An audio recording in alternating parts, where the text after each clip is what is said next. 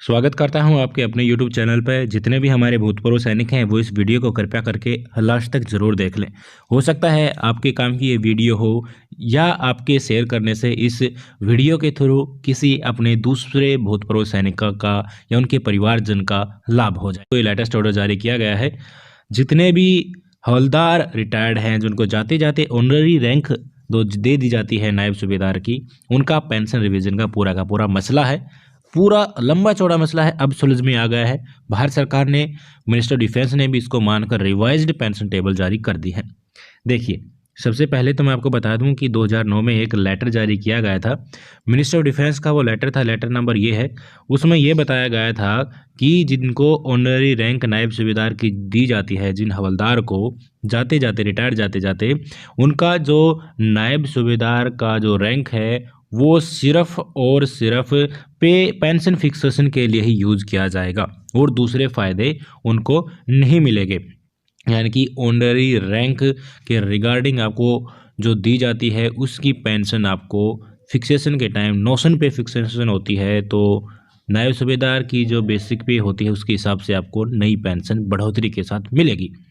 और किसके लिए एप्लीकेबल हुआ था ये? 1 जनवरी 2006 के बाद या उस तारीख को जितने भी हवलदार रिटायर्ड हुए हैं जिनको ऑनररी नायब सूबेदार की रैंक मिली है उनके लिए ये लेटर एप्लीकेबल था।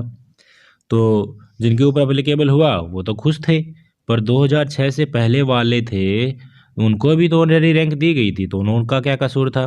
तो इस कसूर को नहीं था तो ये मामला कहाँ गया? हमारे एएफटी चंडीगढ़ में गया। एएफटी चंडीगढ़ ने फैसला सुना दिया। किसके पक्ष में? जो 2006 से पहले रिटायर्ड है उनके पक्ष में। किसने ये पूरा का पूरा केस लड़ा? और सारा पूल जो है 2006 से पहले जितने भी रिटायर्ड हवलदार हैं जिनको नायब सूबेदार ऑनररी रूप में दिया गया है उन सब के लिए ये लागू हो गया। एक आदमी ने लड़ाई लड़ी, उनका नाम है एक्स हवलदार होशियार सिंह। इनको भी ऑनररी नायब सूबेदार की रैंक दी गई थी। इन्हीं के कर कमलों से इन्हीं ने हिम्मत करके ये पूरा का पूरा केस लड़ा और जितने भी 2006 से पहले के रिटायर्ड हवलदार हैं उनको नई पेंशन बढ़ोतरी के साथ दिलवाने का काम किया है। एक बार प्लीज़ इनके लिए कमेंट बॉक्स में थैंक्स ज़रूर लिखें। एक्स हवलदार होशियार सिंह जी है, इन्होंने एएफटी चंडीगढ़ में केस लड़ा और सभी अपने पूल के हवलदार्स के लिए उनके हक की जो लड़ाई लड़के अपना फ़ायदा दूसरों को भी पहुंचाया। देखिए, चंडीगढ़ की बेंच ने ये इनका सारा का सारा मसला सुना और इन्होंने केस फाइल किया था 2013 में दोस्तों। लड़ते लड़ते केस लड़ते लड़ते 2017 में इनका फाइनल डिसीजन आया और होशियार सिंह जी को तो इनका फैसला जो मिला था उसका फ़ायदा मिला ही, साथ ही लाखों पेंशन भोगियों को भी इसका फ़ायदा मिला है। कब से कब तक मिलेगा ये भी मैं आपको बता देता हूँ। एएफटी चंडीगढ़ ने भारत सरकार के जितने भी डिपार्टमेंट थे उनको आदेश दे दिया है कि 2006 से पहले रिटायर्ड हैं हवलदार जिनको नायब सूबेदार की ऑनररी रैंक दी गई थी रिटायरमेंट के टाइम, उनको भी नई सुविधा जो आप दे रहे हैं नायब सूबेदार की रैंक के हिसाब से नौशन पे फिक्सेशन करके पेंशन रिवाइज करने की जो सुविधा है वो 2006 से पहले वालों को भी दिया जाए। अब सरकार का क्या कहना है? ठीक है, कोर्ट का ऑर्डर है तो हम मान गए हैं, हमारा क्या है?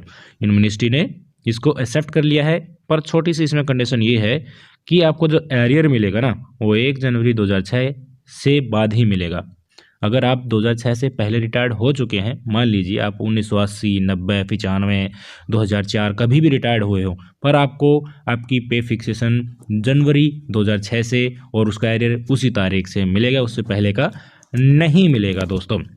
और जितने भी पेंशन रिवीजन उसके बाद 1-2 बार हुई हैं मिनिस्ट्री ऑफ डिफेंस की लेटर के द्वारा वो भी आपके ऊपर अप्लीकेबल होंगी। रिवाइज लेटर भी, जो रिवाइज टेबल है आपकी, वो भी इस लेटर में दी गई है, वो मैं आपको नीचे दिखाऊंगा।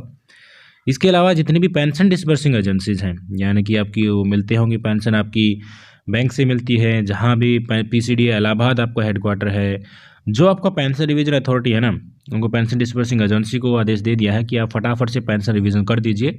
इस लेटर के हिसाब से कोई भी फर्दर क्लैरिफिकेशन नहीं दी जाएगी।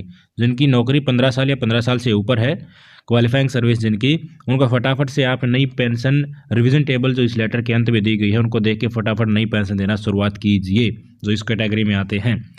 जो एरियर है मैं आपको बता दूं, 2006 से पहले का अब कभी भी रिटायर्ड हुए हो नहीं मिलेगा। 1 जनवरी 2006 से ही आपको एरियर मिलेगा। अगर आपकी नौकरी 15 साल से कम है और फिर भी आप पेंशन पा रहे हैं, किसी भी केस में हो सकता है, चाहे वो स्पेशल पेंशन हो, इनवैलिड पेंशन हो या डिसेबिलिटी पेंशन हो, तो आपके केस को पीसीडी इलाहाबाद को रेफर किया जाएगा। उसके बाद ही आपकी पेंशन रिवीजन इस कैटेगरी में होगी। जिनकी 15 साल से ऊपर नौकरी है उनके लिए तो पेंशन डिस्बर्सिंग एजेंसी फटाफट करके 1-2 महीने में आपका खाते में क्रेडिट एरियर के साथ कर देंगे। अगर आप चाहते हैं कि इस पेंशन बढ़ोतरी का आप कम्यूटेशन ले, तो वो सुविधा आपको नहीं मिलेगी। नोशन पे फिक्सेशन होगा आपका, उसका कोई फ़र्क नहीं पड़ने वाला है। आपको रिटायरमेंट ग्रेचुटी कितनी मिली थी, कितनी ली है आपने, और दूसरे रूल्स एंड रेगुलेशन, डिस्चार्ज या इनवैलिडेंट के टाइम में जो थे, वो आपको कोई भी इसमें इफेक्ट नहीं डालने वाले हैं। कोई भी ओवर पेमेंट अगर आपका है तो वो इसमें एडजस्ट किया जा सकता है, क्योंकि अच्छा खासा एरियर आएगा और उस एरियर के तौर पर आपका जो नोशन जो ओवरड्यू है, कुछ भी आपने ओवर पेमेंट है, पेंशन आपको ज़्यादा दे दी गई है या रिकवरी आपके अगेंस्ट में प्रोसेस में है, तो उसकी ओवर पेमेंट का एडजस्ट किया जा सकता है। कोई भी पेंशनर्स है वो चाहता है कि मैं तो अब जो है कुछ कैटेगरी के आपको पता ही होगा, मैं नाम नहीं लेना चाहता, जो भी हमारे भूतपूर्व सैनिक हैं जो आज इस दुनिया में नहीं है, तो उनके परिवार को इस कैटेगरी में जो आते हैं उनको लाइफ टाइम एरियर दिया जाएगा। लाइफ टाइम एरियर का अमाउंट आपको पता ही हो किस टाइम पे कितना मिलता है। जितना भी अकोमोलेशन होगा 1 जनवरी 2006 से उनका सारा का सारा एरियर दिया जाएगा। और मिनिस्ट्री ऑफ डिफेंस का जो लेटर था ना 2010 वाला, 2009 वाला, जिसमें शुरुआत में कहा गया था कि 2006 के बाद वालों को ये सुविधा मिलेगी, उसमें जो वो रूल्स एंड रेगुलेशन थे वे सेम टू सेम ही रहेंगे। कुछ गाइडलाइंस हैं फाइनेंस मिनिस्ट्री की जो उस लेटर में दी गई थी वो भी सेम टू सेम रहेंगे। यानी कि जो लेटर था ना 2009 वाला, वो 2006 से पहले वाले और बाद वालों के लिए अब समान रूप से लागू हो गया है। अब मैं आपको टेबल दिखा देता हूँ। तो आपको पता ही होगा 2 ग्रुप थे, एक्स ग्रुप और वाई ग्रुप। एक्स ग्रुप वालों के लिए टेबल ये है दोस्तों, रिवाइज टेबल आपकी। अब रिवाइज बेसिक पे पेंशन, सॉरी रिवाइज पेंशन आपकी इतनी होगी जो इस टेबल में दिखाई गई है। अगर आप एक्स ग्रुप में है और क्वालिफाइंग सर्विस आप यहाँ से देख सकते हैं, उसके कॉरस्पॉन्डिंग टेबल से आप देख सकते हैं आपकी नई पेंशन दोस्तों कितनी बनने वाली है, रिवाइज्ड बेसिक पेंशन। इसके अलावा वाई ग्रुप में है तो आप यहाँ से देख सकते हैं, पूरी की पूरी टेबल है। इसको धीरे धीरे मैं स्क्रॉल डाउन करता हूँ। अगर आपको ये लेटर चाहिए, पीडीएफ फाइल इसकी चाहिए, तो कमेंट कर दीजिएगा वीडियो के नीचे, मैं आपको ये लेटर दे दूंगा और आप इसको आराम से बैठ के इसका संज्ञान ले सकते हैं। 21 फरवरी 2020 को ये लेटेस्ट ऑर्डर जारी किया गया था। आज की इस वीडियो में इतना ही था। आशा करता हूँ सारे के सारी समस्याएं, डाउट आपकी दूर हो गई होंगी। तो फटाफट इस वीडियो को अपने सभी दोस्तों के साथ शेयर कर दो ताकि उनको भी इसका फ़ायदा मिले, और आपके एक शेयर से क्या पता किसी का लाभ हो जाए, किसी के परिवार को मोटा खासा एरियर मिल जाए और उनकी ज़िंदगी बन जाए। तो मैं सबसे यही दुआ करता हूँ। होशियार सिंह जी के लिए कमेंट बॉक्स में थैंक्स लिखने के बाद इस वीडियो को लाइक और शेयर ज़्यादा से ज़्यादा करें। फिर मिलते हैं आपसे, तब तक के लिए जय हिंद।